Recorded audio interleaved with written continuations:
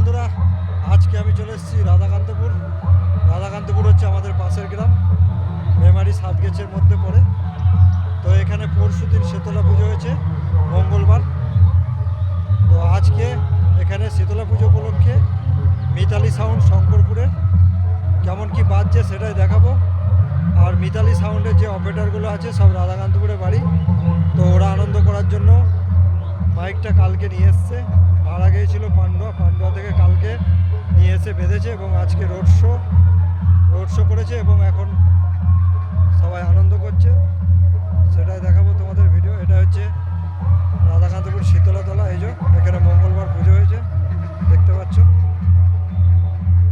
তো দেখতে থাকো, আরও কিছু দেখাচ্ছি।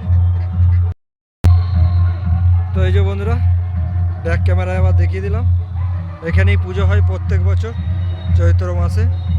তো মঙ্গলবার পুজো হয়েছে আজকে। এই যে ওই বল খেলা পড়ায় গিয়ে দেখাচ্ছি সামনে, ওখানে আজ রাতে ফাংশান আছে। আর মিতালি সাউন্ড কেমন কি বাজছে, যে ছেলেগুলো বাজায় সব এখানেই বাড়ি।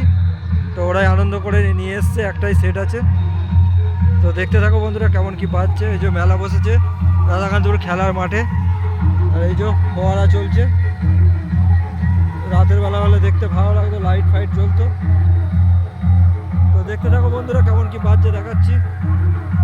রাধাকান্তপুর খেলার মাঠে বাজছে মিতালি সাউন্ড, শঙ্করপুর, পূর্ব বর্ধমানে। তো এই যে বন্ধুরা দেখতে পাচ্ছ মাঠের চারিপাশে মেলা বসেছে। আর ওই যে সামনেই আছে মিতালি সাউন্ড, এই যে এদিকেও মেলা আছে, এই পাশেও মেলা আছে। মিতালি সাউন্ড জন্ম নিয়েছে কারোর মনের মতো নয়, আমি আমার মতো করে বাঁচতে চাই।